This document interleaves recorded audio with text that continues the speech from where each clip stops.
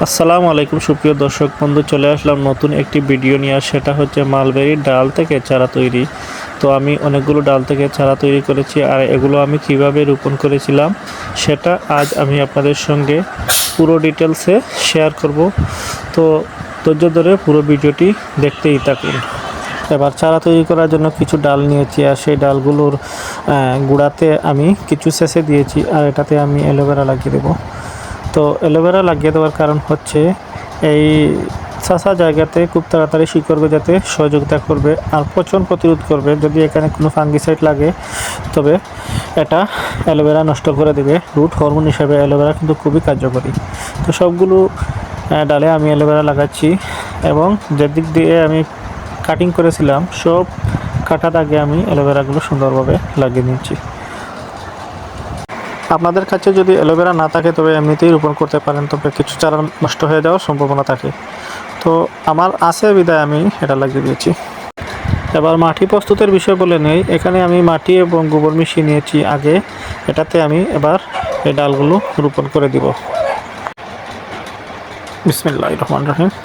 তো এইভাবে আমি এই সবগুলো ডাল এখানে রোপণ করে দিব। তবে খেয়াল রাখতে হবে যে অন্তত 2 থেকে 3 ইঞ্চি পরিমাণ মাটির ভিতরে ডালগুলো যেতে হবে।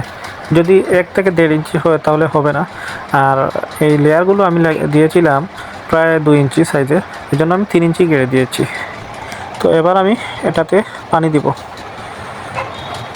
প্রথমে পর্যাপ্ত পরিমাণ পানি দিতে হবে, কারণ এরপর থেকে সামান্য সামান্য পানি দিলে হবে। প্রথমে পানি দিবেন, মাটিগুলো পুরোপুরি ভিজে যায়। এভাবে আপনারা পানি দিয়ে দিবেন। তো পানি দেওয়া শেষ। তো এই ডালগুলো রোপণ করার আজকে 5 দিন হয়ে গেল। দেখেন এখন দেখতে পাচ্ছি আমি এই ডালের প্রতিটা ব্রাঞ্চ থেকে কুশি বার হচ্ছে, নতুন নতুন কুশি বার হচ্ছে। তো আমি এভাবে আরও কিছুদিন রেখে দিব। এবার দেখেন 10 দিন পরে কি অবস্থা। মাশাআল্লাহ অনেক সুন্দর হয়েছে। 10 দিনে এতটুকু গাছে পাতা এসেছে, এবং পাতার সঙ্গে কিন্তু ফলও এসেছে। এই দেখেন মাশাআল্লাহ ফলও এসেছে, দেখতে ভালো লাগছে। তো আমি এভাবে আরও কিছুদিন রেখে দিব, দেখি কেমন রেজাল্ট আসে। এটা হচ্ছে 20 দিনের রেজাল্ট। তো মাশাআল্লাহ 20 দিনে অনেকগুলো পাতা বার হয়েছে, এবং ফলগুলো কিছুটা বড় হয়েছে। আর বোঝাই যাচ্ছে যে এই ডালগুলো বাঁচবে, এবং নতুন শিকড় গজাতে আরও কিছুদিন সময় লাগবে। তো আমি এভাবে রেখে দিব আরও কিছুদিন যাক।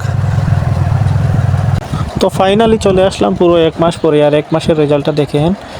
প্রতিটা ডালে মাশাআল্লাহ অনেক সুন্দর পাতা হয়েছে, আর পাতাগুলো সুস্থ, কত সুন্দর দেখতে।